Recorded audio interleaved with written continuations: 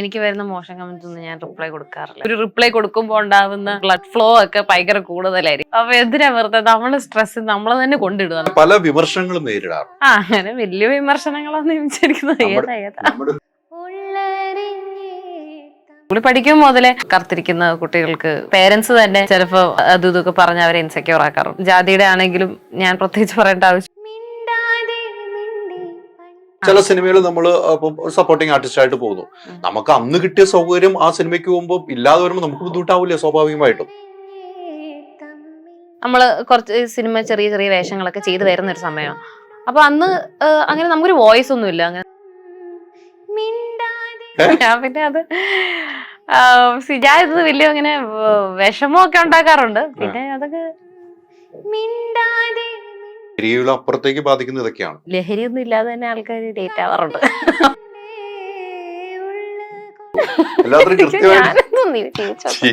ഒരു വിവാദത്തിലേക്ക് കൊണ്ടുവരുന്നില്ല. നമുക്ക് എന്താണ് വേണ്ടത്, നമുക്ക് ഇത് വേണം, നമുക്ക് ഒരു അല്ലെങ്കിൽ ഒരു AC റൂം വേണം, കാരവാൻ വേണം എന്നൊന്നും പറയാനുള്ള സ്പേസ് ഇല്ല. വോൾട്ടാസിന്റെ പുതിയ ഹെപ്പ ഫിൽറ്ററുള്ള പൂർണ്ണമായും 6 അഡ്ജസ്റ്റബിൾ ടണേജ് മോഡലുകളിൽ കുളിർമയുള്ള കാറ്റ് നേരെ നിങ്ങളുടെ വീട്ടിൽ. നമസ്കാരം. പുത്തൻ സിനിമയുടെ വിശേഷം പങ്കുവെക്കാൻ ഇന്നൊരു അതിഥിയുണ്ട്. അനാർക്കലി, സ്വാഗതം. നമസ്കാരം. പുതിയൊരു സിനിമ അല്ലെ, അമല. എന്താണ് അമല പറഞ്ഞു വെക്കുന്നത്? അമല സാധാരണ ഒരു സൈക്കോ കില്ലർ സിനിമയാണ്. സിനിമയിൽ അഭിനയിക്കാൻ താല്പര്യമാണോ? സൈക്കോ ഉറപ്പായിട്ടും അത് എൻജോയ് ചെയ്യാറുണ്ട് അങ്ങനത്തെ സിനിമകള്. അങ്ങനെ താല്പര്യം എന്ന് വെച്ചാൽ അങ്ങനെയല്ല, നല്ല ക്യാരക്ടേഴ്സ് വരുമ്പോ അതങ്ങ് ചെയ്യാറുള്ളൂ. ഇപ്പൊ കുറെ സിനിമകളായി അല്ലെ. ഇപ്പൊ ഈയിടയ്ക്ക് ഒരു സിനിമ സൂപ്പറായി ഓടി അല്ലെ, സുലേഖ മനസ്സില ഡാൻസ്, ആ പാട്ടൊക്കെ സൂപ്പർ ഹിറ്റ് അടിച്ചു. അതിന്റെയൊക്കെ ത്രില്ലിലാണല്ലോ അല്ലെ. അതെ, ഉറപ്പായിട്ടും മാറിയിട്ടില്ല. ബാക്ക് ടു ബാക്ക് സിനിമകൾ വരുന്നു, തൊട്ടടുത്ത സിനിമ വരുന്നു. ഈ സബ്ജക്ട് കേട്ടപ്പോ എന്ത് തോന്നി? ഈ സബ്ജക്ട് സത്യം പറഞ്ഞ എനിക്കൊരു 20 വയസ്സുള്ളപ്പോഴാണ് ഈ പടം ചെയ്യുന്നത്. 20 വയസ്സ്? അതെ അതെ. വയസ്സിന് പറയണ്ട. എനിക്കല്ല, എനിക്കിപ്പോ ഒരു 26 വയസ്സുണ്ട്. അപ്പൊ എന്റെ സിനിമ കരിയർ തുടങ്ങുന്ന സമയത്ത് കരിയർ ബിൽഡ് ചെയ്യാൻ സഹായിച്ച ഒരു സിനിമ തന്നെയാണ് അമല. അത് ആനന്ദം കഴിഞ്ഞ് ചെയ്യുന്ന പടമാണ്. വർഷത്തെ കാത്തിരിപ്പല്ലേ? അതെ അതെ, കുറെ വർഷത്തെ കാത്തിരിപ്പ. അപ്പൊ അതുകൊണ്ട് തന്നെ പടം എപ്പോ ഇറങ്ങിയാൽ എങ്ങനെയായിരിക്കും, കുറച്ചുകൂടെ അഭിനയ പ്രാധാന്യം ഉണ്ടെന്ന് ഞാൻ വിചാരിക്കുന്നു എനിക്ക്. അപ്പോ ഇത് പടം ഇറങ്ങുന്നത് ഒരു ഇത്രയും നാളിങ്ങനെ കാത്തിരുന്ന, അപ്പൊ അതിന്റെ ഒരു അത്രയും സ്പെഷ്യലാണ് സിനിമ. ഈ ഇത്രയും വർഷത്തിന് ശേഷം കാത്തിരുന്ന ഒരു സിനിമ ഇറങ്ങുമ്പോൾ ഏത് കാലഘട്ടത്തിലും ഇറങ്ങാൻ പറ്റിയ ഒരു സബ്ജക്റ്റ് ആണോ ഈ സബ്ജക്ട്, ഇത്രയും വർഷം വൈകുമ്പോ? അതെ അതെ, അങ്ങനെ അതിപ്പോ ഉറപ്പായിട്ട് ഏത് കാലഘട്ടത്തിൽ ഇറങ്ങിയാലും സെയിം ഇമ്പാക്ട് ആണ് ഉണ്ടാക്കുന്ന ഒരു സൈക്കോളജിക്കൽ ത്രില്ലർ ആണല്ലോ. അപ്പൊ അതിന് ഇത്തരം സിനിമകൾ ഒത്തിരി വന്നിട്ടുണ്ട്. അതെ, അതിൽ നിന്ന് വ്യത്യസ്തത എന്തായിരിക്കും പ്രേക്ഷകർക്ക് നൽകാൻ കഴിയുക എന്ന് തോന്നാൻ കാരണം?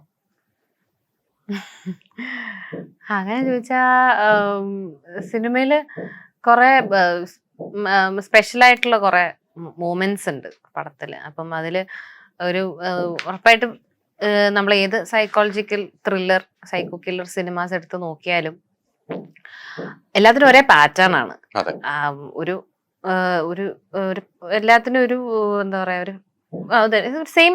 അതായത് ആദ്യം ഒരു സംഭവം നടക്കുന്നു, പിന്നെ അതിന്റെ ഇടയിൽ ഈ എല്ലാ സൈക്കോ കില്ലേഴ്സിനും അവർക്ക് ലീവ് ചെയ്യാൻ ഒരു നോട്ട് ഉണ്ടാവും. ഒരു എന്താ അവര് ചെയ്ത കൊലപാതകമാണെന്ന് കാണിക്കാൻ വേണ്ടി. അങ്ങനെ നമ്മള് എല്ലാ ത്രില്ലർ മൂവീസ് എടുത്ത് നോക്കിയാലും ഇതിന് ഒരേ സ്വഭാവം ഉണ്ട് എന്നാണ് ഞാൻ വിചാരിക്കുന്നത്. ആ സ്വഭാവം, ആ പാറ്റേൺ തന്നെയാണ്. ഒരു ബാക്ക് ടു സ്റ്റോറി ഉണ്ടാവും. അതെ അതെ, അവരത് ചെയ്യാനൊരു കാരണം ഉണ്ടാവും. അവര് ചെയ്യുന്നതിന് മുമ്പ്, ഇപ്പൊ എല്ലാ സിനിമയിലും ചെയ്യുന്നതിന് മുമ്പ് അവരൊരു അടയാളോ അല്ലെങ്കിൽ അവർക്ക് കൊല്ലുന്നതിന് ഒരു രീതി ഉണ്ടാവും. അത് എന്തായാലും അത് എങ്ങനെ പിടിക്കാൻ വേണ്ടി കുറെ പോലീസുകാർ ഓടുന്നുണ്ടാവും. അപ്പൊ ആ ഒരു പാറ്റേണിലുള്ള ഒരു സിനിമ തന്നെയാണ്. ഉറപ്പായിട്ടും ഇതിന്റെ പ്രത്യേകത എന്ന് പറയുന്നത് നമ്മുടെ സൈക്കോളജിക്കൽ ഈ സൈക്കോ കില്ലറിന് ഉള്ള സ്വഭാവമാണ് അതിന്റെ പ്രത്യേകത എന്ന് പറയുന്നത്. എനിക്ക് തോന്നുന്നു ഈ ഒരു സിനിമയുടെ പ്രൊഡ്യൂസറിനും ഡയറക്ടറിന്റെയും ഇന്റർവ്യൂ ഇപ്പൊ എടുത്തിരുന്നു. ഒരു ഓർത്തഡോക്സ് ഫാമിലി എന്ന് വരുന്ന പ്രൊഡ്യൂസർ, അദ്ദേഹത്തിന്റെ ഹസ്ബൻഡ് ആണെങ്കിൽ ഡയറക്ടർ. അവരൊത്തിരി കഷ്ടപ്പാടിലൂടെയാണ് ഈ സിനിമയിലേക്ക് എത്തിയെന്ന് പറഞ്ഞത്. ഇപ്പോഴും അവർക്ക് ടെൻഷൻ ഉണ്ട്, എന്നാൽ ഭയങ്കരമായിട്ട് എൻജോയ് ചെയ്യുകയാണ് അവര്. എനിക്ക് അവരുടെ ഇന്റർവ്യൂ എടുത്തപ്പോൾ എനിക്കും മാനസികമായിട്ട് ഭയങ്കര ഒരു ബുദ്ധിമുട്ടുണ്ടായി. അവരുടെ സംസാരങ്ങൾ കേൾക്കുമ്പോഴും അതെ, അതെ. അവർ പറയുന്നത് ഇത്രമാത്രം ഒരു ബുദ്ധിമുട്ട് അനുഭവിച്ചിട്ടില്ല എന്ന് പറഞ്ഞു. ഒരു ഹസ്ബൻഡിന്റെ ഒരു ആഗ്രഹത്തിനൊപ്പം നിൽക്കുന്ന ഒരു ഭാര്യ, അതാണ് പ്രൊഡ്യൂസറിന് എനിക്ക് മനസ്സിലായത്. അദ്ദേഹത്തിന് വേണ്ടി സിനിമയായിരുന്നു അദ്ദേഹത്തിന്റെ സ്വപ്നം. അതിനുവേണ്ടി വീട്ടിൽ നിന്ന് വരെ പല കുറ്റങ്ങളും ഏറ്റുവാങ്ങി. ഒരു മുസ്ലിം കുടുംബത്തിൽ നിന്ന് തന്നെ അനാർക്കലിയും വരും അല്ലെ. അതെ. ഒരു മുസ്ലിം കുടുംബത്തിൽ നിന്ന് വരുമ്പോൾ സിനിമാ മേഖലയിൽ വലിയ പ്രതിസന്ധി ഉണ്ട്, അന്നും ഇന്നും ഉണ്ടെന്ന് എനിക്ക് തോന്നുന്നു. മാറി ചിന്തിച്ചു തുടങ്ങിയിട്ടുണ്ട് ഇപ്പൊ. മാറി ഫാമിലിയൊക്കെ മാറി ചിന്തിച്ചു തുടങ്ങിയിട്ടുണ്ട്. ആ പ്രൊഡ്യൂസറെയും ഡയറക്ടറെയും ഒന്ന് ഓർത്തെടുക്കുമ്പോൾ എങ്ങനെ ഓർത്തെടുക്കും? വർഷങ്ങളായി സിനിമ ഷൂട്ട് ചെയ്തിട്ട് ഇപ്പോൾ അത് കഴിഞ്ഞിട്ട് നിങ്ങൾ എന്നും ഫോണിലൊക്കെ വന്ന് ഇപ്പോഴായിരിക്കും ഒരുമിച്ചൊക്കെ ഒന്ന് കാണുന്നത്. എങ്ങനെ തോന്നുന്നു? ഇല്ല, നമ്മൾ കഴിഞ്ഞ 6 വർഷത്തിലും സ്ഥിരം കോണ്ടാക്ട് ഉണ്ടായിരുന്ന ആൾക്കാരാണ് ഇവർ രണ്ടുപേരും. നിഷാദക്കയുടെ വാട്സാപ്പ് ഡി പി ഇപ്പോഴും ആദ്യം കണ്ടിരുന്ന അതേ വാട്സാപ്പ് ഡി പി ആണ്. അപ്പൊ ഞാൻ ആദ്യം ഇവരുടെ നോക്കുമ്പോ ഇത് പ്രൊഡ്യൂസർ എന്ന് പറഞ്ഞിട്ട് നമുക്കൊരു നമ്പർ തരുമല്ലോ, പുള്ളിയുടെ ഫോട്ടോ നോക്കുമ്പോ ഇത് ആരും ഈ ഒരു പയ്യനാണല്ലോ, ഇപ്പോഴും അതേ ഫോട്ടോ തന്നെ. അപ്പൊ എനിക്കത് ഇന്ന് ആക്ച്വലി എടുത്ത് നോക്കിയപ്പോ എനിക്ക് ഭയങ്കര നൊസ്റ്റാൾജിയ തോന്നുന്നു. അങ്ങനെ അതേ ഫോട്ടോ പുള്ളി ഇപ്പോഴും. ഇവര് അത്യായിട്ട് ഒരു മാതൃകാ കപ്പിൾ എന്നൊക്കെ വേണമെങ്കിൽ ഇവരെ വിളിക്കാം. കാര്യം അത്രയും നിഷാദക്കയുടെ ആഗ്രഹങ്ങളെ ഇങ്ങനെ സപ്പോർട്ട് ചെയ്ത് വെച്ചാ നമുക്കൊരു ഒരു ഭാര്യ എങ്ങനെയായിരിക്കണം എന്ന് വേണമെങ്കിൽ ചൂണ്ടിക്കാണിക്കാൻ പറ്റിയ ഒരാളാണ് മൂസീത്ത. കാര്യം ഇത്രയും നാളും അവരുടെ ഗ്രോത്തും ഞാൻ കണ്ടിട്ടുണ്ട്. കാര്യം ഇവര് സാധാരണ ഒരു സിനിമ എടുക്കാൻ ഒരുങ്ങിയിട്ട് അതിൽ നിന്ന് കുറെ പ്രശ്നങ്ങൾ നേരിട്ട് അവസാനം ഈ പൊസിഷനിൽ എത്തുമ്പോൾ അവര് പണ്ടത്തിൽ നിന്നും എങ്ങനെയാണ് മാറിയത് എന്ന് വളരെ എവിഡന്റ് ആണ് എനിക്ക് പേഴ്സണലി. അപ്പം അവരുടെ ഓരോ ഒരു പെയിനും ഈ പടം തീർക്കാനാണെങ്കിലും ചെയ്യുന്ന സമയത്താണെങ്കിലും, because they are completely new to this film thing. അപ്പം ഇവർക്ക് ആ സിനിമയോടുള്ള ആഗ്രഹവും പുള്ളിക്ക് ഒരു സിനിമ എടുക്കണമെന്നുള്ള ഭയങ്കരമായ ആഗ്രഹം കൊണ്ട് മാത്രം എടുത്തൊരു സിനിമ അവസാനം ഇങ്ങനെ വളരെ വളരെ ബ്യൂട്ടിഫുൾ ആയിട്ട് ഇത്രയും മീഡിയ ആൾക്കാരെയൊക്കെ വിളിച്ച് അവരെ ഇറക്കാൻ കാണിക്കുന്ന ആ സിനിമയോടുള്ള അവരുടെ സ്നേഹം തന്നെയാണ്. എനിക്ക് തോന്നുന്നു നിഷാദ് പറഞ്ഞ പോലെ ഒരു ഓട്ടോ ഡ്രൈവറിന്റെ മോനായിരുന്നു അദ്ദേഹം. ആ വാപ്പായും ഉമ്മയും ഒക്കെ ഒത്തിരി ഇഷ്ടപ്പെടുന്നു ആ മോനെ എന്ന് പറഞ്ഞു. അതുപോലെ തന്നെയാണ് പ്രൊഡ്യൂസറിന്റെ വാപ്പയുടെ കഥയൊക്കെ എന്നോട് പറഞ്ഞപ്പം അവരൊക്കെ ഭയങ്കരമായിട്ട് ഈ സിനിമയിൽ നിന്നും ബാക്ക് ചെയ്യാൻ വേണ്ടി ഒത്തിരി പേര് പുറകോട്ട് വലിച്ചെങ്കിലും ആ പ്രൊഡ്യൂസർ ഹസ്ബൻഡിന്റെ കൂടെ നിന്നിട്ട് നിങ്ങൾ മുന്നോട്ട് പോകും, ഞാൻ പിന്നിലുണ്ട്. അതെ, കുറെ എനിക്കൊന്നും ഇവർക്ക് എതിരായിട്ട് നിന്ന കുറെ ആൾക്കാരുണ്ട്. അല്ലെങ്കിൽ ഈ സിനിമ ഇറങ്ങൂല, ഇത് ഇങ്ങനെ ഇരിക്കും എന്ന് അവരെ നിരുത്സാഹപ്പെടുത്തിയ കുറെ ആൾക്കാരുണ്ട്. ഇവരെയൊക്കെ എന്നുവെച്ചാൽ ഇവർക്ക് അങ്ങനെ സഹായം എന്ന് പറയുന്നത് ഇവർ രണ്ടുപേരും മാത്രമേ ഉള്ളൂ, എന്നിട്ട് ഇവരുടെ മക്കളും. ഇവരെല്ലാ പരിപാടിക്കും ഇവര് പോകുമ്പോ ഇവരുടെ മക്കളെയും കൊണ്ടുപോവുക. അങ്ങനെ ഇത് എല്ലാം ഇവര് ഫാമിലി ആയിട്ടാണ് ഇവര് മൊത്തത്തിൽ ഇറങ്ങുന്നത്. എനിക്ക് തോന്നുന്നില്ല ഇവരുടെ കുടുംബവും പോലും ഉറപ്പായിട്ടും മുസ്ലിംസ് ആയതുകൊണ്ട് ഒരു അങ്ങനെ കുറച്ച് ഓർത്തഡോക്സും ആയതുകൊണ്ട് തന്നെ സിനിമകളോട് അത്ര ഭ്രമം ഇല്ലാത്ത കുടുംബം തന്നെ ആയിരിക്കണം ഇവരുടെ. അപ്പൊ ഇതിനെയൊക്കെ ഒരു 6 വർഷം കൺസിസ്റ്റന്റ് ആയിട്ട് ഇതിന്റെ പുറകെ ഇതിനോടുള്ള സ്നേഹം കൊണ്ട് തന്നെ ഏതെങ്കിലും പോയിന്റിൽ ഇപ്പൊ ഞാനാണെങ്കിൽ ഉറപ്പായിട്ട് നമ്മളത് മടുത്തന്നെ ഒരു പോയിന്റ് കഴിയുമ്പോ എന്നാ ഇതൊന്നും ചെയ്യണ്ടെന്ന് വിചാരിച്ചത്. പക്ഷെ എന്നിട്ടും അവര് അതിനു വേണ്ടി കാശ് മുടക്കി ഇത് ഇറക്കണം. അത്രയും സ്നേഹമുണ്ട് ഇതിനോട്. അതൊരു കലയെ സ്നേഹിക്കുന്നുണ്ടാവും. അതെ, അവർ ആ കലയെ സ്നേഹിക്കുന്നുണ്ട്. കലയോടുള്ള സ്നേഹമാണ്, പണത്തിനപ്പുറത്തേക്ക് ഒരു കലയോടുള്ള സ്നേഹമാണ്. എനിക്ക് തോന്നിയിട്ടില്ല അവരൊരു ഫിനാൻഷ്യൽ വേണ്ടിയല്ല. അവർക്ക് ആ സിനിമ അവര് അവരുടെ കുട്ടിയെ പോലെ നോക്കി നടത്തി വളർത്തിയ ഒരു സിനിമയാണ്. ആ കുട്ടി ഇപ്പം പിച്ച വെച്ച് നടക്കാൻ തുടങ്ങി, തിയേറ്ററിലേക്ക് കൊടുക്കുവാണ് അല്ലെ. തിയേറ്ററിലൊന്നും വരുമെന്ന് പോലും നമ്മൾ പ്രതീക്ഷിക്കുന്നില്ല. ഇല്ല, ഞാനൊരു പോയിന്റിൽ പ്രതീക്ഷിച്ചിട്ടുണ്ട്.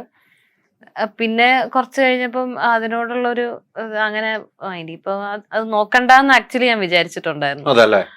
അത് ഇനിയിപ്പം ഇറങ്ങൂലെന്ന് തന്നെ ഞാൻ വിചാരിച്ചിട്ടുണ്ടായിരുന്നു. പക്ഷെ ഞെട്ടിച്ചോണ്ട് അല്ല, ഇന്ന് തന്നെയാണല്ലോ എത്ര ആളുകളെ വിളിച്ചാണ് പ്രസ് മീറ്റ് അറേഞ്ച് ചെയ്തിരിക്കുന്നത്, ഷൂട്ട് അറേഞ്ച് ചെയ്തിരിക്കുന്നത്. അതിനൊക്കെ പണം മുടക്കണമല്ലോ. അതൊക്കെ പണം മുടക്കണല്ലോ. അപ്പൊ അനാർക്കലി ആണെങ്കിൽ സിനിമയോടുള്ള സ്നേഹം, ഇത്ര വർഷം മുമ്പ് അഭിനയിച്ച സിനിമയ്ക്ക് ഇന്നും വേറെ പരിപാടി ഉണ്ടെങ്കിൽ ഈ സിനിമയ്ക്ക് വേണ്ടി ദിവസം കൊടുത്തിരിക്കുകയാണല്ലോ. അതും ഒരു കലയോടുള്ള സ്നേഹമാണ്. നമ്മുടെ ഒരു കൂറ് നമ്മൾ പുലർത്തണമല്ലോ. പല ആർട്ടിസ്റ്റുകളും ഇത്രയും വർഷം കഴിഞ്ഞ സിനിമയ്ക്കൊന്നും പ്രൊമോഷൻ വരാറില്ല കേട്ടോ. അതൊക്കെ ഇവിടെ ഇപ്പം ചർച്ചാ വിഷയം ആകേണ്ട സാഹചര്യം നടന്നുകൊണ്ടിരിക്കുന്നതാണ്. ഇത്രയും വർഷം എടുത്ത സിനിമയ്ക്ക് ഇനി എന്ത് പ്രൊമോഷൻ ചോദിക്കുന്ന താരങ്ങളുണ്ട്. അതിൽ അനാർക്കലി എനിക്ക് ഭയങ്കര ഇഷ്ടപ്പെട്ടിരുന്നു. ഇപ്പൊ ഇന്നും ഇതിന്റെ ഒരു പ്രൊമോഷൻ വന്നപ്പോൾ അത് മെയിനായിട്ട് ഞാനിപ്പോ ആനന്ദം അഭിനയിച്ച ഒരു സിറ്റുവേഷനിലല്ല ഞാനിപ്പോ ഉള്ളത്. അതെ. അപ്പം എന്റെ ഗ്രോത്തിന് ഇത് ഭയങ്കരമായിട്ട് ഹെൽപ്പ് ചെയ്തിട്ടുണ്ട് അമലാന്താണ് സിനിമ നല്ലതോ മോശമോ അതൊക്കെ പ്രേക്ഷകരുടെ. പക്ഷെ എന്റെ കരിയറിൽ, എന്റെ ലൈഫിൽ ഇതിന്റെ പിന്നണിയിൽ പ്രവർത്തിച്ച ആൾക്കാരൊക്കെ ആണെങ്കിലും ഇപ്പോഴായിട്ട് ബന്ധുവും അവരൊക്കെ എന്റെ ഗ്രോത്തിനെ ഭയങ്കരമായിട്ട് ഹെൽപ്പ് ചെയ്തിട്ടുണ്ട്. ഇപ്പൊ നിഷാദൊക്കെ ആണെങ്കിലും മുസീത്ത ആണെങ്കിലും ഇതിന്റെ ഇപ്പം നല്ല സിനിമകളൊക്കെ എടുത്തോണ്ടിരിക്കുന്ന ഒരാളൊക്കെ ഇതിന്റെ ഭാഗമായിട്ടുണ്ടായിരുന്നു. പുള്ളി ഇപ്പൊ സൂപ്പർ ഹിറ്റ് പടങ്ങളൊക്കെയാണ് എടുക്കുന്നത്. അപ്പം ഇവരൊക്കെ ആയിട്ട് ഒരു എന്റെ കോണ്ടാക്ട്സ് ഒക്കെ ഭയങ്കരമായിട്ട് വളർത്താൻ സഹായിച്ചിട്ടുണ്ട് അമല, ഉറപ്പായിട്ടും. അപ്പം എനിക്ക് അങ്ങനെ തള്ളിക്കളയാൻ പറ്റുന്ന ഒരു സിനിമ അല്ല. അത് ആ ചെറുപ്പത്തിലെ ഇത് ഇറങ്ങണം എന്ന് അത്ര ആഗ്രഹിച്ചിട്ടുണ്ട്. അപ്പം അത് ഈ പോയിന്റിൽ ഞാൻ ഒരിക്കലും അതിനെ തള്ളി പറയാൻ ആഗ്രഹിക്കും. അല്ല, അതാണ് ഒരു കലാകാരിക്ക് വേണ്ടത്, എന്നും വേണ്ടത് അത് തന്നെ. അതാണ് ഞാനിപ്പോ പറഞ്ഞു വെച്ചു, അങ്ങനെയുള്ളവർക്ക് ഒരു വിജയം ഉള്ളൂ. അല്ലാത്തവർക്കൊന്നും വിജയമില്ല, വരുന്ന പോലെ തന്നെ താഴത്തേക്ക് പോകും. അതുകൊണ്ടാണ് അനാർക്കിലേക്ക് ഇപ്പോഴും നിൽക്കുന്നത്. എന്നും സിനിമയുടെ പ്രൊമോഷന്റെ ഭാഗത്ത് നിന്നും അനാർക്കിൽ വരാറുണ്ട്. ആളുകൾ എന്തൊക്കെ പറഞ്ഞാലും ആ കാര്യത്തിലൊക്കെ ഓക്കെയാണ്. പിന്നെ പല വിമർശനങ്ങളും നേരിടാറുണ്ടല്ലേ അനാർക്കിൽ? ചെറുതായിട്ട് അടുത്തിടെയൊക്കെ ഉണ്ടായിരുന്നല്ലോ. അങ്ങനെ വലിയ വിമർശനങ്ങളൊന്നും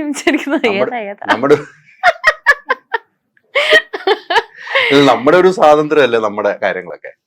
അതിലേക്ക് മറ്റുള്ളവർ ഇടപെടേണ്ട കാര്യമില്ലല്ലോ അല്ലെ?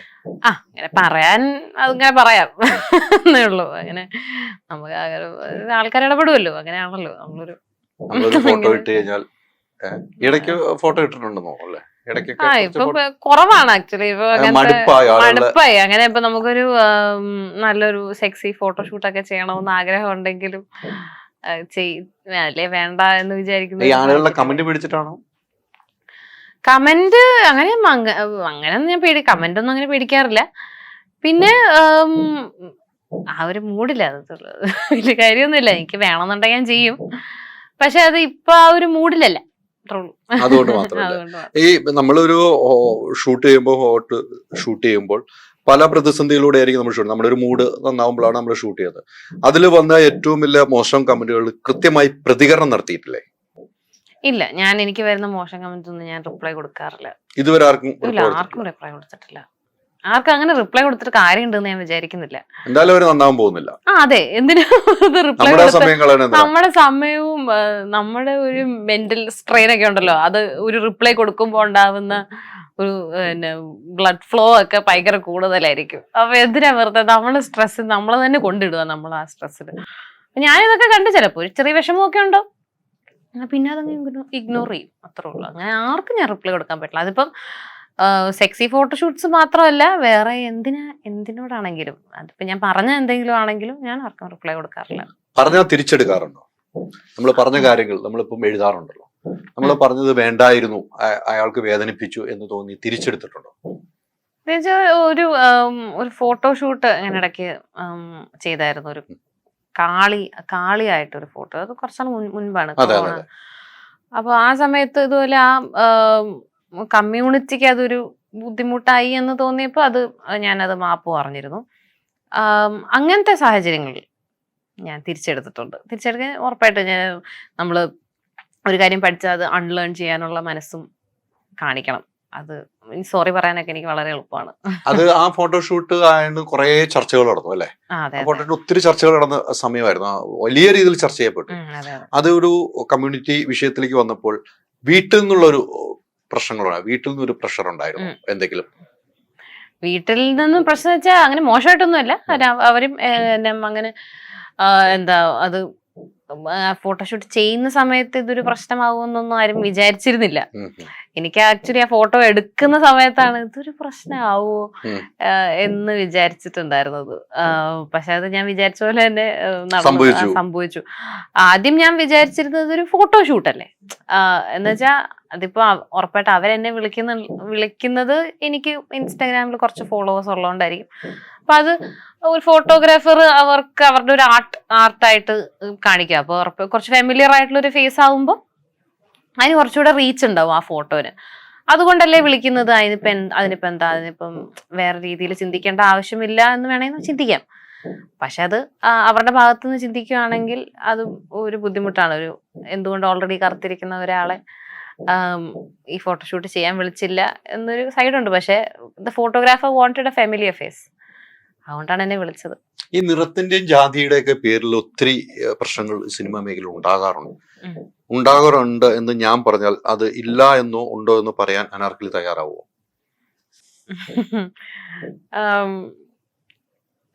അതെനിക്ക് തോന്നുന്നു അതിനെപ്പറ്റി ഡിസ്കസ്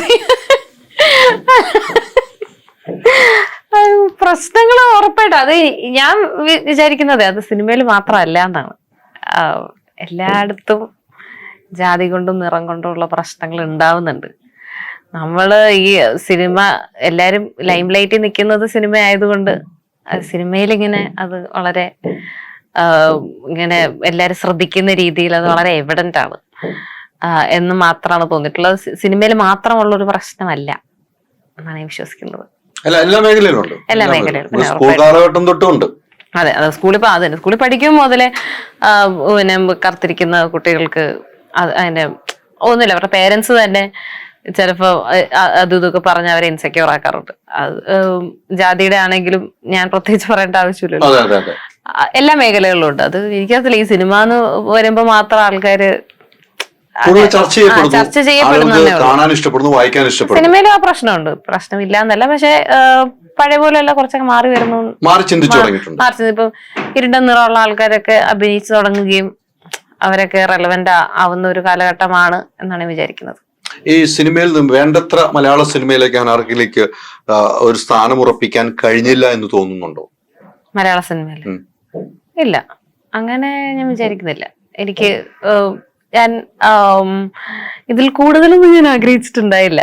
അങ്ങനെ ഞാൻ സിനിമയിൽ വരുന്ന സമയത്ത് സിനിമ ഭയങ്കര സ്വപ്നം കണ്ട് വന്ന ആളല്ല ഞാൻ, ഒരിക്കലും അല്ല. അത് ആ ഫ്ലോയിൽ അങ്ങ് പോയപ്പോ എന്ന സിനിമയിൽ അഭിനയിച്ചേക്കാം, കുറച്ച് സജീവമായിട്ട് നിൽക്കാം മാത്രമേ വിചാരിച്ചിട്ടുള്ളൂ. അപ്പൊ അതുകൊണ്ട് എനിക്ക് കിട്ടിയതൊക്കെ എനിക്ക് വളരെ ബോണസാണ്. ഞാനിപ്പം അനുഭവിച്ചുകൊണ്ടിരിക്കുന്ന സന്തോഷങ്ങളും എനിക്കൊരു ബോണസ് ആയിട്ടാണ് ഞാൻ വിചാരിക്കുന്നത്. ഏതെങ്കിലും സിനിമയിലെ അനാർക്കിലെ കാസ്റ്റിംഗ് ചെയ്തിട്ട് വേണ്ട എന്ന് വെച്ചിട്ടുണ്ടോ? അറിയത്തില്ല എനിക്കിപ്പോ ഉണ്ടോന്ന്. ഇല്ല, എനിക്കൊന്ന് ഇടയ്ക്ക് മുടി ഒന്ന് വെട്ടിയത്. അപ്പൊ മുടി വെട്ടിയത് കൊണ്ട് കുറച്ച് വേഷങ്ങൾ നഷ്ടമായി എന്ന് ഞാൻ എവിടെയോ കേട്ടു. ജാനമനിൽ എന്തോ ഒരു വേഷം ഇങ്ങനെ നോക്കിയിട്ടുണ്ടായിരുന്നു എന്ന് ഞാൻ എവിടെ നിന്നും അറിഞ്ഞിട്ടുണ്ട്. പക്ഷെ അപ്പോഴും മുടി വെട്ടിയത് കൊണ്ട് ആ വേഷം പോയി. അപ്പൊ എനിക്കത് ഭയങ്കര മുടി വെട്ടിയും പോയി. അപ്പൊ അതൊരു ചെറിയ വിഷമം ഉണ്ടായിട്ടുണ്ടായിരുന്നു. അല്ല, നമുക്ക് അഡ്വാൻസ് വന്നിട്ട് അങ്ങനെ എന്തെങ്കിലും വിഷയം ഉണ്ടായിട്ടുണ്ടോ? ഇല്ല ഇല്ല ഇല്ല, അങ്ങനത്തെ ഒരു വിഷയം ഉണ്ടായിട്ടില്ല. അങ്ങനത്തെ പ്രശ്നങ്ങളൊന്നും ഉണ്ടായിട്ടില്ല. മലയാള സിനിമയിൽ പൊതുവെ നമ്മൾ കാണപ്പെടുന്നത് സ്ത്രീകൾക്ക് ഒരു മുൻതൂക്കം കിട്ടുന്നില്ല എന്ന് പൊതുവെ പറയുന്നുണ്ട്. അതോടൊപ്പം തന്നെ നമുക്ക് തുല്യ വേതനം എന്നൊക്കെ പറയുന്ന ഒരു ചർച്ചകൾ കാലാകാലങ്ങൾ നടന്നു പോകുന്നുണ്ട്. നമുക്ക് വേതനം തുല്യം വേണം എന്ന് പറയുമ്പോൾ എല്ലാവർക്കും അതൊരു ബാധകമാണല്ലേ? ഇപ്പൊ അനാർക്കലി അഭിനയിക്കുന്ന സിനിമയിൽ ഇപ്പം ഒരു നായകനുണ്ടാകും, നായികയായിരിക്കാം. അനാർക്കലിക്കും അതേ വേതനം വേണമെന്ന് വാശി പിടിക്കേണ്ടതായി വരുന്നുണ്ടോ? അല്ലെങ്കിൽ ആ വേതനം കിട്ടാതെ പോകുമ്പോഴുള്ള സങ്കടമാണ്. നമ്മളും ചെയ്യുന്ന ഒരേ പെയിനാണ് അല്ലെ? നമ്മൾ ഷൂട്ട് ചെയ്യുമ്പോൾ നമ്മൾ രാവിലെ പോകുന്നു, മേക്കപ്പ് ഇട്ടിരിക്കുന്നു, രാത്രി വരെ നമ്മൾ ഷൂട്ട് ചെയ്യുന്നു, വരുന്നു, നമ്മളെയും കാണിക്കുന്നു. ചിലപ്പോൾ നമുക്ക് സാറ്റലൈറ്റ് വാല്യൂ ഉണ്ടായിരിക്കാം, അവർക്കുണ്ടായിരിക്കാം, അല്ലെങ്കിൽ അവർക്കുണ്ടാവില്ല, നമുക്കുണ്ടാകും. ബിസിനസിന്റെ കാര്യങ്ങളാണ്. അങ്ങനെ വരുമ്പോൾ തുല്യ വേതനത്തെ കുറിച്ച് അനാർക്കലിയുടെ ഒരു കാഴ്ചപ്പാട് എന്തായിരിക്കും? തുല്യ വേതനത്തോടൊന്നും I really think it doesn't make any sense. തുല്യ വേതനത്തിന് വലിയ കാര്യമൊന്നുമില്ല. ഫെയർ പേ ആണ് ഞാൻ കൂടുതലും കാര്യം. തുല്യമായിട്ട് ഒരിക്കലും അത് കൊടുക്കുക. ഞാൻ ഈയിടെ അതായത് ഇപ്പൊ ഒരു വലിയ ഒരു കമ്പനിയിൽ വർക്ക് ചെയ്യുന്ന ആളാണെങ്കിലും എക്സ്പീരിയൻസ് ഉള്ള ആൾക്കായിരിക്കും എന്തായാലും സാലറി കൂടുതൽ. കുറച്ചുകൂടെ പഠിപ്പുള്ള ആൾക്കായിരിക്കും സാലറി കൂടുതൽ. അപ്പൊ അവിടെ പക്ഷെ പണിയെടുക്കുന്നത് എന്തായാലും കീഴയിലിരിക്കുന്ന വർക്കേഴ്സ് ആയിരിക്കും കൂടുതൽ പണിയെടുക്കുന്നുണ്ടാവുക. പക്ഷെ അവർക്ക് തുല്യ വേതനം അല്ലല്ലോ കിട്ടുന്നത്. അപ്പം ഞാൻ വിചാരിക്കുന്നത് നമ്മള് പല സിനിമകളും ചെയ്തിട്ട് നമുക്ക് പേയ്മെന്റ് തരാതിരിക്കുക, പറഞ്ഞ പേയ്മെന്റ് തരാതിരിക്കുക, അല്ലെങ്കിൽ നമ്മുടെ മെയിൽ കോ ആക്ടറിന്റെ വേതനത്തിന്റെ പകുതി പോലും ഇല്ലാതിരിക്കുന്ന അവസ്ഥകൾ ഉണ്ടായിട്ടുണ്ട്. അപ്പൊ അങ്ങനെയല്ല, നമുക്കൊരു നല്ലൊരു amount തരിക എന്നുള്ളതാണ്. നമ്മുടെ എഫേർട്ട് കണ്ട് അത് അതിനൊരു amount എന്നില്ല. നമ്മള് നമ്മുടെ എഫേർട്ട് കണ്ട് നമുക്ക് നല്ലൊരു amount തരിക എന്നുള്ളത്. അല്ലാതെ ചിലരൊക്കെ വെറുതെ ഒരു പടത്തിൽ അഭിനയിച്ച് 20,000 രൂപ തരാന്ന് പറഞ്ഞാൽ അത് നടക്കത്തില്ല. എന്ന് വെച്ചാൽ it's not fair. Like this person is working there for like a month or so. ആൾക്ക് 20,000 രൂപ കൊടുത്താൽ പോരാ.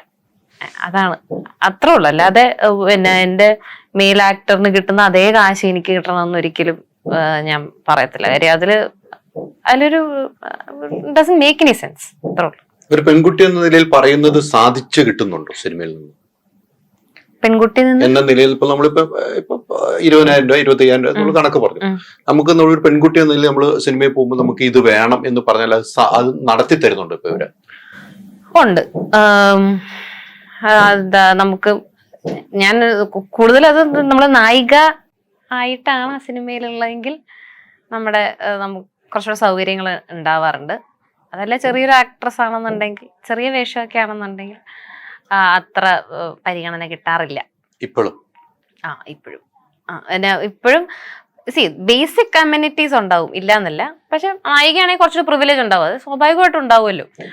ചെറിയ വേഷം ചെയ്യുന്നവർക്ക് അത്ര പ്രിവിലേജ് ഉണ്ടാവില്ല. അല്ല, അനാർക്കലി പല സിനിമയിലും നായികയായിട്ട് വന്ന അനാർക്കലി ചില സിനിമയിൽ നായികയായിട്ട് ഇപ്പൊ വരുന്നുണ്ടല്ലോ. ചില സിനിമയിൽ നമ്മള് സപ്പോർട്ടിങ് ആർട്ടിസ്റ്റ് ആയിട്ട് പോകുന്നു.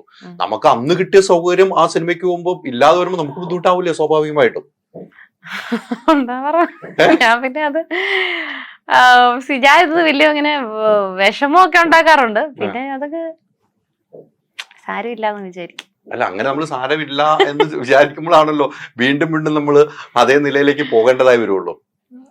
സാരമില്ല, എനിക്കിത് മതി, അല്ല എന്റെ ഹോട്ടലിൽ ഇത് മതി എന്ന് നമ്മൾ ചിന്തിക്കുമ്പോൾ വീണ്ടും അടുത്ത സിനിമയ്ക്ക് പോകുമ്പോൾ അത് അന്ന് ഹോട്ടലിൽ കൊടുത്തപ്പോൾ കുഴപ്പമില്ല, അപ്പൊ അദ്ദേഹം തന്നെ ആയിരിക്കും അടുത്ത സിനിമ, അത് അവിടെ തന്നെ കൊടുത്താമെന്ന് ചിന്തിക്കുന്ന ഒരു നിലയിലേക്ക് പോകത്തില്ലേ? നമ്മൾ അപ്പോൾ പറഞ്ഞാലേ നമുക്കൊരു കാര്യങ്ങൾ നടക്കാൻ കഴിയും. ഞാനൊരു മെയിൻ നായിക ആയിട്ട് സിനിമ ചെയ്യുന്നത് ഇപ്പം ഉറപ്പായിട്ട് സുലേഖ മനസ്സിലാണ്. അതിനുശേഷം ഞാൻ വളരെ പറയുകയാണെങ്കിൽ അതിനുശേഷം സിനിമ ഒന്നും ചെയ്തില്ല. അപ്പൊ ഞാൻ എന്ത് പറയും? അപ്പൊ അങ്ങനെയല്ല, എനിക്ക് ഞാൻ സിനിമയിൽ വന്ന സമയത്ത് ഉറപ്പായിട്ടും ചെറിയ ചെറിയ വേഷങ്ങളാണ് ചെയ്ത് വന്നത്. അപ്പം അങ്ങനെ അത്ര നല്ല സൗകര്യങ്ങളൊന്നും കിട്ടിയിട്ടുണ്ടായില്ല. പലപ്പോഴും നല്ല നല്ല വീരൊക്കെ ഉള്ള സമയത്ത് പുറത്ത് വെയിറ്റ് ചെയ്യുക, നമുക്ക് ചിലപ്പോൾ ഒരു പ്രോപ്പർ റൂം പോലും ഉണ്ടാവില്ല. അപ്പം അതൊക്കെ ഉറപ്പായിട്ടും ബുദ്ധിമുട്ടുകൾ ഉണ്ടാക്കിയിട്ടുണ്ട്. പിന്നെ ആ സമയത്ത് നമ്മൾ ഒരു സ്ട്രഗ്ലിംഗ് ആണല്ലോ, നമ്മൾ കുറച്ച് സിനിമ ചെറിയ ചെറിയ വേഷങ്ങളൊക്കെ ചെയ്ത് വരുന്ന ഒരു സമയമാണ്. അപ്പൊ അന്ന് അങ്ങനെ നമുക്കൊരു വോയിസ് ഒന്നുമില്ല. അങ്ങനെ നമുക്ക് എന്താണ് വേണ്ടത്, നമുക്ക് ഇത് വേണം, അല്ലെങ്കിൽ ഒരു AC റൂം വേണം, കാരവാൻ വേണം എന്നൊന്നും പറയാനുള്ള സ്പേസ് ഇല്ല. അത് പറഞ്ഞാൽ നമ്മൾ അവിടെ നിന്ന് പോകത്തേ ഉള്ളൂ. മനസ്സിലായോ? അപ്പം നമ്മൾ ആ സമയത്ത് അഡ്ജസ്റ്റ് ചെയ്യുക. അല്ലെങ്കിൽ ഇപ്പൊ പല സിറ്റുവേഷൻസിലും രാവിലെ 6 മണിക്ക് പോവാ, നമ്മുടെ ഷോട്ടൊക്കെ ചിലപ്പോൾ രാത്രി ആയിരിക്കും. അത്രയും നേരം വെയിറ്റ് ചെയ്യുക, അത് ചിലപ്പം കുറച്ചുകൂടെ നല്ല ഒരു നായിക വേഷമാണെങ്കിൽ ചിലപ്പോൾ അത്ര നേരം ഒന്നും വെയിറ്റ് ചെയ്യേണ്ട വരത്തില്ല. നമ്മൾ ചെറിയ വേഷം ചെയ്യുമ്പോഴാണ് ഇത് സംഭവിക്കുന്നുണ്ടാവും. പക്ഷെ I believe it's part of the game. നമ്മൾ സ്ട്രഗ്ലിംഗ് പീരീഡ് ആണ്, അല്ലെങ്കിൽ നമ്മൾ ചെറിയ ചെറിയ വേഷങ്ങൾ ചെയ്യുന്ന സമയമാണ്. അത് ഉറപ്പായിട്ട് ചൂഷണം ആണെന്ന് തന്നെയാണ് വിചാരിക്കുന്നത്. ചെറിയ ആൾക്കാർ എന്തിനാ വെയിറ്റ് ചെയ്യുന്നത് എന്ന് വേണമെങ്കിൽ നമുക്ക് ചോദ്യം ചെയ്യാം. പക്ഷെ അത് ഇതിന്റെ ഒരു ഭാഗമായിട്ട് ഞാൻ കണക്കാക്കുന്നു. ഇനി എനിക്ക് സിനിമ വന്നാൽ, ഒരു ചെറിയ വേഷം വന്നാൽ ഞാൻ എങ്ങനെയായിരിക്കും എന്ന് എനിക്ക് അറിയില്ല. ഉറപ്പായിട്ട് വിഷമം ഉണ്ടാവും. ഓൾറെഡി നായികയായിട്ട് അഭിനയിച്ചതിന് ശേഷം ആയതുകൊണ്ട് തന്നെ എനിക്ക് പഴയ സൗകര്യങ്ങൾ കിട്ടാത്തതിൽ വിഷമമൊക്കെ ഉണ്ടാവും. പക്ഷെ ഞാൻ കുറച്ചുകൂടെ അഡ്ജസ്റ്റ് ചെയ്യാൻ ശ്രമിക്കുന്ന ആളാണ്. ഞാൻ അത് കിട്ടിയില്ല എന്ന് പറഞ്ഞ് ബഹളം ഉണ്ടാക്കത്തില്ല. അത് ഐ ബിലീവ് അങ്ങനെയാണ് വേണ്ടത്. അല്ല, ഇനിയിപ്പം ഇപ്പൊ ഈ പറഞ്ഞതുപോലെ ക്യാരവാൻ കിട്ടാത്ത സന്ദർഭം ഉണ്ടായി, വെയിലത്ത് തന്നെ ഇരിക്കേണ്ട സന്ദർഭം ഉണ്ടായി, രാവിലെ വിട്ട് മേക്കപ്പ് ഇട്ട് വൈകുന്നേരം ഷോട്ട് എടുക്കേണ്ടത് ചിലപ്പോൾ അന്നും ഉണ്ടാകില്ല. അങ്ങനെയൊക്കെ അനുഭവം ഉണ്ടായി. ഇനിയിപ്പം ഒരു യാത്ര വേറെയാണ്. ഇനിയിപ്പം അനാർക്കലിയിലെ യാത്ര പേരാണ്. അങ്ങനെ വരുന്ന മറ്റു കുട്ടികൾ കാണും. ഉം. അവരോട് നമ്മളൊരു കൂറ് കാണിക്കണ്ടേ? ഇപ്പം അനാർക്കലിക്ക് ഒരു ക്യാരവാൻ ഉണ്ടെങ്കിൽ അവരെ വിളിച്ച് നമ്മൾ അതിനകത്ത് ഇരുത്താനുള്ളൊരു മനസ്സ് അനാർക്കലിക്കൊക്കെ ശരിക്കും ഉണ്ടാവില്ല ഇനിയുള്ള കാലഘട്ടത്തിൽ. പിന്നെ അതൊക്കെ ഉറപ്പായിട്ടും നമ്മൾ നമുക്ക് അനുഭവിച്ചതുകൊണ്ട്. ഉറപ്പായിട്ടും അത് അങ്ങനെ അത് ഞാൻ വളരെ എംപത്തറ്റിക് ആയിട്ട് ഉള്ള ഒരാളാണ്. അപ്പൊ അങ്ങനെ ഒരാള് പുറത്ത് ഇങ്ങനെ ഇരിക്കുന്നുണ്ടെങ്കിൽ നമ്മൾ ഉറപ്പായിട്ടും നമുക്ക് നല്ല സിറ്റുവേഷൻ ഉണ്ടെന്നുണ്ടെങ്കിൽ ഉറപ്പായിട്ടും അങ്ങനെ തന്നെ ആക്ട് ചെയ്യുള്ളൂ. ഫുഡിലും വ്യത്യാസം ഉണ്ടായിരുന്നല്ലോ പണ്ടൊക്കെ? ഫുഡിൽ വ്യത്യാസം എന്ന് വെച്ചാ 2 കൗണ്ടേഴ്സ് ഉണ്ടാവും എന്തായാലും. അതിപ്പോഴും ഉണ്ട്. അതിപ്പോഴും അത് എല്ലാ കാലത്തും ഉണ്ടെന്നാണ് എന്നെ ഉണ്ട്. പിന്നെ മെയിൻ ആയിട്ടുള്ളവർക്ക് ചിലപ്പോ ഒരു മീൻ പൊരിച്ച കൂടുതൽ കിട്ടും, ബീഫ് കിട്ടും. ചിലപ്പോ നമുക്കൊന്നും അത് കിട്ടിയെന്നിരിക്കത്തില്ല. അല്ല പക്ഷെ ആക്ടേഴ്സിനെ കിട്ടും കേട്ടോ. യൂണിറ്റിലെ ചേട്ടന്മാർക്കും ചിലപ്പോ അത്രയും വ്യത്യാസമൊന്നും ഇല്ല കേട്ടോ. നമ്മള് യൂണിറ്റിൽ പോയി കഴിഞ്ഞാൽ അത്രയും വ്യത്യാസം അങ്ങനെയല്ല. ചിലപ്പോ ഒരു മുട്ട പൊരിച്ചൊക്കെ എക്സ്ട്രാ കിട്ടാറുണ്ട്. പിന്നെ ഫ്രൂട്ട്സ് അതൊക്കെ എക്സ്ട്രാ കിട്ടാറുണ്ട്. അതൊക്കെ ഇപ്പൊ എന്ന് വെച്ചാൽ കുറവാണ്. ചിലപ്പോ അവർക്ക് കിട്ടുന്നുണ്ടാവും. ചിലപ്പം ഒരു ഡിഷൊക്കെ നമുക്ക് കൂടുതൽ അതൊക്കെ ആക്ടേഴ്സിനെ കിട്ടുന്നുണ്ടെന്നാണ് വിചാരിക്കുന്നത്. ഇപ്പോഴും ഉണ്ട്. അതൊന്നും മാറ്റമില്ല. ഇനി ഒരു ക്യാരക്ടർ ചെയ്യണം. ഇപ്പം സിനിമയിലേക്ക് ഇങ്ങനെ തുടർന്ന് വരികയാണല്ലോ. നമുക്കൊരു ചെയ്യണമെന്ന് മനസ്സിലുണ്ടല്ലോ, ഒരേ ക്യാരക്ടർ ഉണ്ടല്ലോ, മറ്റുള്ളവർ ചെയ്തു വെച്ചിരിക്കുന്ന നമ്മുടെ മനസ്സിലുണ്ടല്ലോ. അങ്ങനെ ഒരു ക്യാരക്ടർ വേണമെന്ന് നമുക്ക് ചെയ്താൽ കൊള്ളാമെന്ന് തോന്നുന്നത് എന്തായിരിക്കും? അങ്ങനെയൊന്നും ഇല്ല. ഇതുപോലെ ഞാൻ സുലേഖ മനസ്സിലെ ക്യാരക്ടർ ഞാൻ വളരെയധികം ആഗ്രഹിച്ച് ഈ കൂടുതലും ബോൾഡ് ആയിട്ടുള്ള ക്യാരക്ടേഴ്സ് ആണ് വരാറ്. അപ്പം ഈ സിനിമയിൽ ആക്ച്വലി ഇതൊരു വളരെ ഒതുങ്ങിയ, അങ്ങനെ അധികം സംസാരിക്കാത്ത, കുറച്ച് ഷൈ ആയിട്ടുള്ള ഒരു കഥാപാത്രമായിരുന്നു. അപ്പൊ അത് ഞാൻ വളരെ ആഗ്രഹിച്ചിരുന്ന ഒരു കഥാപാത്രമായിരുന്നു. ഇനിയിപ്പോ എന്താണെന്ന് നോക്കണം. ആഗ്രഹിച്ച അങ്ങനെയൊന്നും ഇല്ല. അവരുടെ മനസ്സിൽ അങ്ങനെ ഒന്നും ഇല്ല.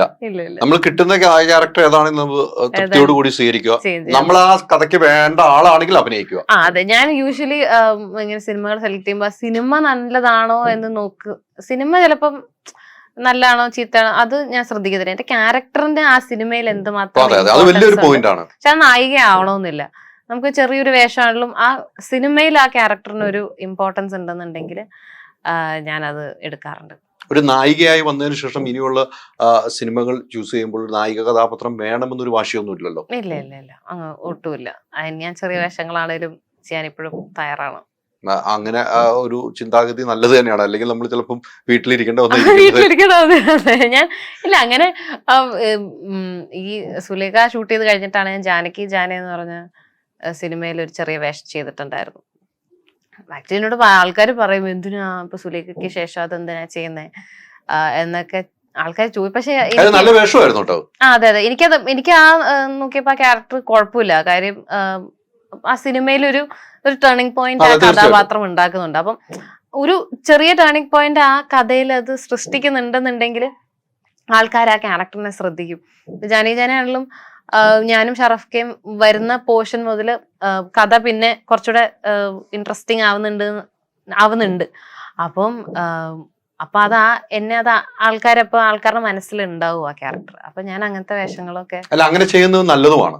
അതെ. ആ ക്യാരക്ടർ നേരത്തെ പറഞ്ഞ ആ ക്യാരക്ടർ എനിക്ക് അത് ഓക്കെ ആണ്, ആ സിനിമയ്ക്ക് ഞാനൊരു ഭാഗമാകുന്നത് ആ സിനിമയ്ക്ക് നല്ലതാണെന്ന് തോന്നിയാൽ മാത്രമേ എടുക്കുന്നുള്ളൂ.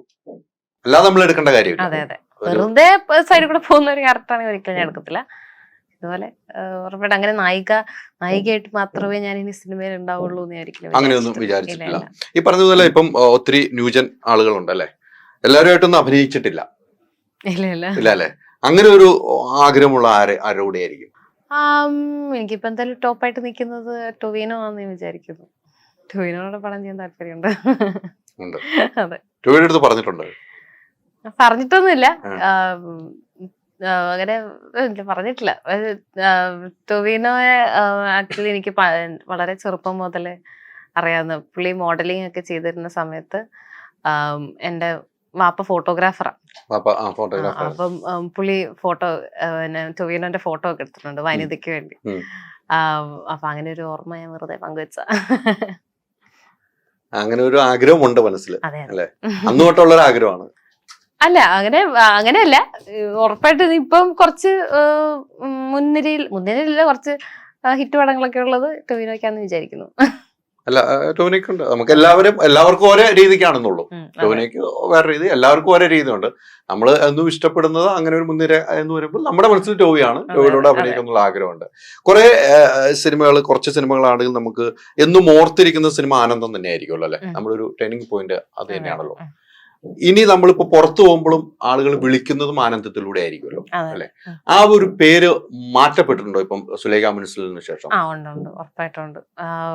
കാര്യം ആ സമയത്ത് എല്ലാരും നമ്മൾ വന്ന് ചേച്ചി ആനന്ദം എനിക്ക് ഭയങ്കര ഇഷ്ടമാട്ടോ. അപ്പോഴും ആനന്ദം, ഈ 6 വർഷം കഴിഞ്ഞിട്ടും 6-7 വർഷം കഴിഞ്ഞിട്ടും ആനന്ദം പറയുന്നത്. അപ്പൊ എനിക്ക് ഭയങ്കര സങ്കടമായിരുന്നു ആക്ച്വലി. പക്ഷെ സുലേഖ ഇറങ്ങിയതിന് ശേഷം കുറെ ചെറിയ കുട്ടി ഫാൻസ് ഒക്കെ ഉണ്ടായിട്ടുണ്ട്. എന്ന് വെച്ചാൽ ഒരു സ്കൂളിലൊക്കെ പഠിക്കുന്ന 4-5 പഠിക്കുന്ന ചെറിയ കുട്ടികളില്ലേ, ഇവരൊക്കെയാണ് ഇപ്പം ഫാൻസ്. നല്ലൊരു എക്സ്പീരിയൻസ് അല്ലേ, ഭയങ്കര എക്സ്പീരിയൻസ്. അപ്പൊ ഈ കുട്ടികൾക്ക് പ്രോബ്ലി സുലേഖ ആയിരിക്കും അവർക്ക് കണക്ട് ആവുക, ആനന്ദമല്ല. അപ്പൊ ഇവരാണല്ലോ വളർന്നു വരുന്നത്. അപ്പൊ ഇവരെ നമ്മള് എന്നെ കണ്ടോ, അയ്യോ ഹാല ചേച്ചി എന്നൊക്കെ വിളിച്ച്, ക്യാരക്ടറിന്റെ പേര് ഹാലാന്നല്ല, അപ്പൊ അങ്ങനെ വിളിച്ച് വരാറുണ്ട്. അപ്പം ആ ഒരു ആനന്ദത്തിന്റെ ഇത് മാറി ഇപ്പം സുലേഖ മെൻസിലെ ഹാല എന്നുള്ള ക്യാരക്ടർ വെച്ച ആൾക്കാർ ഇപ്പം വന്ന് പരിചയപ്പെടാറുണ്ട്. ഡാൻസ് കണ്ടു ഇഷ്ടപ്പെട്ടു എന്നൊക്കെ പറഞ്ഞിട്ട് കുറെ മാതാപിതാക്കളൊക്കെ വന്ന് പിന്നെ ഈ ജിൽജില് കാണാതെ അവൾ ഉറങ്ങൂല, ഭക്ഷണം കഴിക്കൂല. അതെ അതെ, ആ പാട്ടാണ് ആ സിനിമയുടെ ഹൈലൈറ്റ്. അതെ അതെ, അത് ഇറങ്ങിയപ്പോൾ തൊട്ട് തന്നെ ഒരു വേറെ റേഞ്ചിലേക്കാണ് മാറിയത്. അനാർക്കലിയുടെ മാറ്റം ആ പാട്ടിലാണ് ഉണ്ടായത്, സിനിമയിൽ അപ്പുറത്തേക്ക് ആ പാട്ടിലാണ് ഉണ്ടായത് അല്ലെ. ഇനിയിപ്പം കുറെ സിനിമകൾ ഉണ്ട് തോന്നുന്നു അല്ലെ, സിനിമ കമ്മിറ്റ് ചെയ്തിട്ട് ഇറങ്ങാനുണ്ടല്ലോ സിനിമകൾ. ഏതൊക്കെ സിനിമ റിലീസിനുള്ളത്? ഗഗനചാരി എന്ന് പറഞ്ഞ പടം ഇറങ്ങാനുണ്ട്, പിന്നെ അർദ്ധരാത്രിയിലേക്ക് കൂടാന്ന് പറഞ്ഞിട്ട് പടം ഇറങ്ങാനുണ്ട്. 2 സിനിമകൾ ഇറങ്ങാനുണ്ട്. വേറെ സിനിമകൾ അഭിനയത്തിലേക്ക് ഏതാണ് ഇനി കമ്മിറ്റ് ചെയ്തേക്കണം? തൽക്കാലത്തേക്കൊന്നും കമ്മിറ്റ് ചെയ്തിട്ടില്ല. കഥ കേൾക്കുന്നത് ഭയങ്കര സെലക്ട് ചെയ്യുന്നുണ്ടോ? അങ്ങനെ എല്ലാം കേൾക്കാറില്ല. ഇതുപോലെ എല്ലാന്ന് വെച്ചാൽ നമുക്ക് വെറുതെ കഥ എന്ന് പറയുമ്പോ നമ്മളെ എല്ലാ ദിവസവും ആൾക്കാര് വെറുതെ കഥയൊക്കെ പറയാൻ വിളിക്കും. പ്രോബ്ലി പ്രൊഡ്യൂസേഴ്സ് ഒന്നും ഉണ്ടാവില്ല, വെറുതെ കഥയൊക്കെ അങ്ങനെ ജസ്റ്റ് ആ കഥയൊന്നും ഇപ്പം നമ്മള് അന്ന് പറഞ്ഞിട്ട് ഇങ്ങനെ പ്രൊഡ്യൂസേഴ്സ് വരുമല്ലോ, അപ്പൊ അങ്ങനെ കേൾക്കുന്ന കഥകളൊക്കെ ഉണ്ട്. അങ്ങനത്തെ റിസ്ക് ഒന്നും ഞാൻ എടുക്കാറില്ല. കാര്യം പിന്നെ നമ്മൾ ഉറപ്പായിട്ട് അങ്ങനത്തെ സിനിമകളിൽ കമ്മിറ്റ് ചെയ്യുമ്പോൾ ആ സിനിമ എന്തായാലും ഞാനായിരിക്കണമല്ലോ അത് കൊണ്ടുപോകേണ്ടത്. അപ്പോ അങ്ങനത്തെ റിസ്ക് ഒന്നും ഞാൻ എടുക്കാറില്ല. വളരെ നമുക്ക് ഇൻട്രസ്റ്റിംഗ് ആയിട്ട് തോന്നുന്ന പടങ്ങൾ വളരെ സെലക്റ്റീവ് ആയിട്ട് തന്നെ എടുക്കാറുള്ളൂ. ഈ സിനിമാ മേഖല ഇപ്പൊ നല്ല പ്രതിസന്ധി കാലഘട്ടത്തിലൂടെ പോകുന്നത്, പല പ്രശ്നങ്ങളൊക്കെ സിനിമാ മേഖലയിൽ ഉണ്ടാവുന്നുണ്ട്. ഇതൊക്കെ കാണാറുണ്ടോ, കേൾക്കാറുണ്ടോ? വാർത്തകളൊക്കെ കേൾക്കാറുണ്ട്. ഈ ലഹരി ഉപയോഗമൊക്കെ സിനിമയിൽ വർദ്ധിക്കുന്നു, ചില ആളുകൾ ലഹരി ഉപയോഗത്തിനായി വിലക്കപ്പെടുന്നു അല്ലെങ്കിൽ മാറ്റി നിർത്തപ്പെടുന്നു, അത്രയൊക്കെ കേൾക്കുമ്പോ എന്താണ് തോന്നുന്നത്? ഞാൻ നേരത്തെ പറഞ്ഞ പോലെ തന്നെ എല്ലാരും ഇതൊക്കെ ഉപയോഗിക്കുന്നുണ്ട്. അത് സിനിമയെന്ന് മാത്രമല്ല, സകല ആൾക്കാരും എന്താ പുറത്തുള്ള സിനിമയിൽ പുറത്തുള്ളവരൊക്കെ ഇത് ഉപയോഗിക്കുന്നുണ്ട്. എല്ലാ മേഖലകളിലും ഉണ്ട്. അപ്പൊ ഇത് ഈ സിനിമയിലുള്ളവരെ മാത്രം സിനിമയെ ബാധിക്കുന്നുണ്ടെങ്കിലോ, ഷൂട്ടിംഗ് സമയത്ത് ബാധിക്കുന്നുണ്ടെങ്കിലോ മോശമാണ് ഉറപ്പായിട്ടും. അത്രേ പറയാൻ. ഉറപ്പായിട്ട് അതന്നെ. അല്ല ഞാനത് ചോദിച്ചു. അല്ല ഞാൻ അതേ പറഞ്ഞേ, ഇത് നമ്മൾ തന്നെ ഉറപ്പായിട്ട് അത് മറ്റുള്ളവരെ ബാധിക്കുന്നുണ്ടെങ്കിൽ എല്ലാ പ്രവൃത്തികളും മോശമാണ്. ഡ്രഗ്സ് മാത്രമല്ല, എല്ലാം മോശമാണ്. അത് ഒരു സെറ്റിനെ മൊത്തം ബാധിക്കുന്നുണ്ടെങ്കിൽ അത് മോശമാണ്. അനാർക്ക് അങ്ങനെ അനുഭവമില്ലുണ്ടോ? നമ്മൾ മേക്കപ്പ് ഇട്ട് ഇരുന്നിട്ട് നമ്മളെ കൂടെ അഭിനയിക്കുന്നത് വരാൻ വൈകി നമുക്കൊരു അസ്വസ്ഥത ഉണ്ടാക്കിയിട്ടുണ്ടോ? ഉണ്ടാക്കിയിട്ടൊക്കെ ഉണ്ട്. ഉണ്ടല്ലേ? പിന്നെ ഉറപ്പായിട്ടും അതിപ്പം ഉണ്ടാക്കിയിട്ടുണ്ട്. പ്രതികരിച്ചിട്ടുണ്ടോ? പ്രതികരിച്ചിട്ടൊന്നുമില്ല. അങ്ങനെ ഒരു സ്പേസ് എനിക്കില്ല. പ്രതികരിക്കാൻ സ്പേസ് ഇല്ല. നമ്മൾ സഹിക്കും. പിന്നെ സഹിക്കും. എത്രയോ മണിക്കൂർ ഇരുന്നാലും സഹിക്കേണ്ടതായി വന്നിട്ടുണ്ടല്ലേ? പിന്നെ ഉറപ്പായിട്ടും. അത് പ്രൊഡ്യൂസർമാരോട് പറഞ്ഞിട്ടുണ്ടോ, ഞാൻ ഇത്ര നേരമായി ഇരിക്കുന്നത്? നമ്മള് ലേറ്റ് ആവുന്നത് മുൻനിര നിൽക്കുന്ന ഒരാളാണെങ്കിൽ നമുക്ക് പറയാൻ പറ്റത്തില്ലല്ലോ, പറയത്തില്ല. അല്ല അതൊക്കെ ഞാൻ നേരത്തെ പറഞ്ഞില്ലേ, പടത്ത് ഗെയിം, അത് ഞാൻ സഹിക്കും. അതൊക്കെയാണ് ഈ സിനിമയെ ബാധിക്കുന്നത്. അതെ. നമ്മൾ ലഹരിയുടെ അപ്പുറത്തേക്ക് ബാധിക്കുന്ന ഇതൊക്കെയാണ്. ഇതിന്റെ ലഹരിയൊന്നും ഇല്ലാതെ തന്നെ ആൾക്കാർ ഡേറ്റ് ആവാറുണ്ട്. അപ്പൊ എന്തിനാ വെറുതെ ലഹരി അതാണ് പറഞ്ഞത്. ഒന്നും ഇല്ലാതെ വെറും സിഗരറ്റ് മാത്രം വലിക്കുന്നവര് സെറ്റിലേക്ക് വരാൻ ലേറ്റ് ആവാറുണ്ട്. അപ്പൊ ഇവരെയൊന്നും ആരും വിലക്കുന്നില്ലല്ലോ. അപ്പൊ അതല്ല, ലഹരി മാത്രമല്ല, ഇവരെയും വിലക്കാം വേണമെങ്കിൽ, കംപ്ലൈന്റ് കിട്ടുന്നവരൊക്കെ വിലക്കാം. അങ്ങനെയൊക്കെ അനുഭവിച്ചിട്ടുണ്ട്. പിന്നെ അത് ഉറപ്പായിട്ടും അല്ല, ഇപ്പോഴും അനുഭവിക്കുന്നുണ്ട്. ഇപ്പൊ അങ്ങനെ കുറെ അല്ല, അതൊക്കെ അങ്ങനെയൊന്നുമില്ല. എല്ലാരും പിന്നെ എല്ലാ സെറ്റിലും ഒന്നും അനുഭവിക്കേണ്ടി വന്നിട്ടില്ല. ചില സെറ്റുകളില് ലേറ്റ് ആയിട്ട് വരുന്ന കുറെ പേരുണ്ട്. അപ്പൊ അതൊക്കെയാണ് ഈ സിനിമയെ ബാധിക്കുന്ന ഒരു വിഷയമുള്ളൂ. അല്ലാതെ ഈ പറഞ്ഞതുപോലെ മറ്റു വിഷയങ്ങളും, നമ്മൾ ഷൂട്ടിംഗ് എന്ന് വെച്ചാൽ ഒരു ഡയറക്ടറിന്റെ വിഷയം ആണല്ലോ.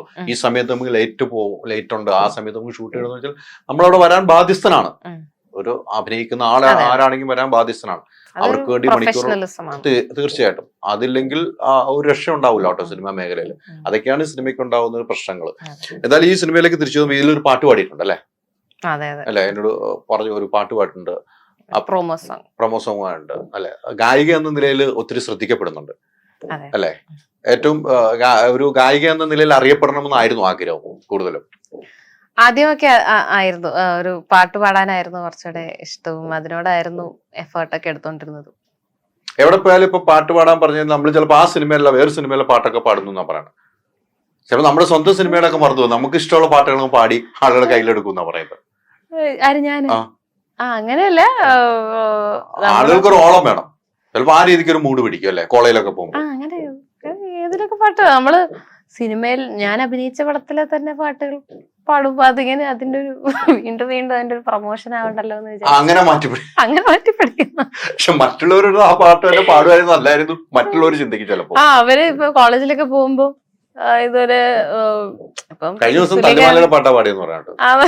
ഞാൻ തല്ലുമല പാടുന്ന പ്രശ്നമില്ല, ഞാൻ അഭിനയിച്ചിട്ടില്ലല്ലോ. ഞാനിപ്പോ അതിനുശേഷം അതേപോലെ ഹിറ്റായ ഒരു പടം സുലേഖ ബെൻസിലെ പാട്ടുകൾ. അപ്പം ഇത് മറ്റേ എവിടെ ആൾക്കാർ ഇത് കഴിഞ്ഞില്ലേ, സുലേഖ ബെൻസിൽ ഇറങ്ങി ഹോട്ട്സ്റ്റാറിൽ വന്നു, ഇതിപ്പോഴും കഴിഞ്ഞില്ലേ. അപ്പൊ അതുകൊണ്ട് അത് മാറ്റി പിടിക്കാറുണ്ട്. ഞാൻ ഇതിനൊരു പ്രൊമോഷൻ സ്റ്റാർ എന്നുള്ള ഒരു പേര് ഒഴിവാക്കാൻ വേണ്ടിയാണ്. എല്ലാത്തിനും മറുപടി ഉണ്ട്, പക്ഷെ അത് ഇങ്ങനെ ഒന്നും തൊടാതെ പോകുന്നു മാത്രമേ ഉള്ളൂ. എല്ലാത്തിനും കൃത്യമായിട്ട് ജീവിച്ചോ, ഒരു കുഴപ്പമില്ല. ഞാനൊരു വിവാദത്തിലേക്ക് കൊണ്ടുവരുന്നില്ല. ചോദിക്കാതെ പോകുന്ന മോശമല്ലേ? ചോദിക്കണമല്ലോ. കാര്യങ്ങൾ ചോദിച്ചു, ഇനി നമ്മൾ ചോദിച്ചില്ലെങ്കിൽ അനാർക്കിലെ കിട്ടിയപ്പോ മാത്രമേ തലോടി വിട്ടു. ശരിയല്ലേ? ഞാൻ നിങ്ങളായിട്ട് ഫസ്റ്റ് ഇന്റർവ്യൂ നമ്മൾ എല്ലാം ഇതിനും വരുന്നിട്ടുണ്ട്. നമ്മൾ ഇതിനും വരുന്നിട്ടുണ്ട്. ഏത് സിനിമയാന്ന് എനിക്ക് ഓർക്കുന്നില്ല. ആണോ? പക്ഷെ ഞാൻ മാത്രല്ല, ഗ്രൂപ്പാണ് നമ്മളിരുന്നത്. ഈയിടെ കൂടെ ഒരു റീല്, നിങ്ങള് ദുബായിൽ എത്തിയിട്ട് എല്ലാരും ഞെട്ടുന്ന ഒരു വീഡിയോ. നിങ്ങൾ ഇവിടെയോ?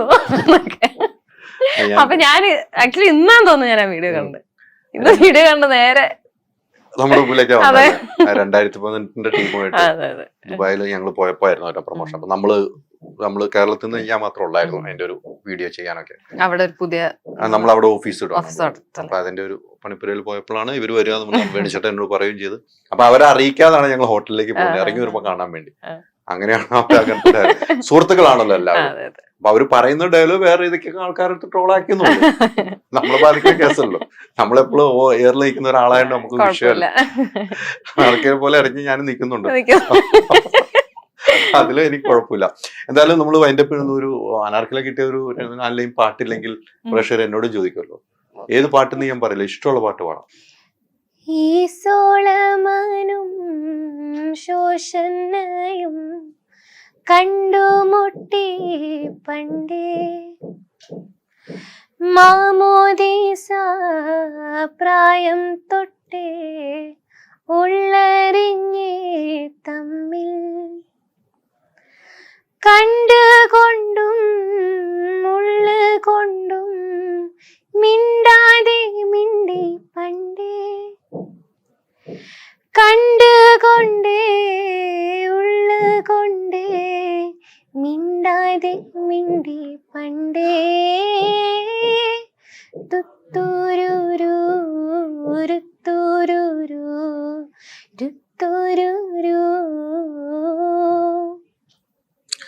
സൂപ്പർ അമല, സൂപ്പർ ഹിറ്റ് ആകട്ടെ. നമുക്ക് Thank you. അതിന്റെ ഒരു ആഘോഷം ആഘോഷിക്കാൻ കഴിയട്ടെ. 25, 50 ദിവസം, 100 ദിവസത്തേക്ക് എത്തട്ടെ. വലിയൊരു പ്രതിസന്ധിയിലൂടെ സിനിമ എടുത്ത പ്രൊഡ്യൂസറും ഡയറക്ടറുമാണ്. അതുകൊണ്ട് തന്നെയാണ് നമുക്കൊക്കെ അത്രയും സ്നേഹം. പിന്നെ അനാർക്കയും ഉൾപ്പെടെ ഉള്ളവർ അഭിനയിച്ച സിനിമ സൂപ്പർ ഹിറ്റ് ആകും നമുക്ക് പ്രതീക്ഷിക്കാം. ഇനി പ്രേക്ഷകരാണ് തീരുമാനിക്കേണ്ടത്. വെള്ളിയാഴ്ച നിങ്ങൾ തിയേറ്ററിൽ തന്നെ പോയി കാണുക. ഇവർക്ക് വേണമെങ്കിൽ OTT-ൽ ഇറക്കാവുന്ന സമയത്ത് ചിത്രീകരണം പൂർത്തീകരിച്ച സിനിമയാണ്. അന്നും OTT-ൽ ഇറക്കാതെ ഈ സിനിമ തിയേറ്ററിലേക്ക് കൊണ്ടുവരുന്നെങ്കിൽ തിയേറ്റർ എക്സ്പീരിയൻസ് തന്നെയാണ് ഈ സിനിമ എന്ന കാര്യത്തിൽ സംശയമില്ല. സത്യസന്ധമായ റിവ്യൂ എഴുതുക സിനിമ കണ്ടതിന് ശേഷം മാത്രം. ഇത്രയും നേരം ഞങ്ങളോട് സഹകരിച്ച അനാർക്കലിക്ക് ഒത്തിരി നന്ദി. Thank you.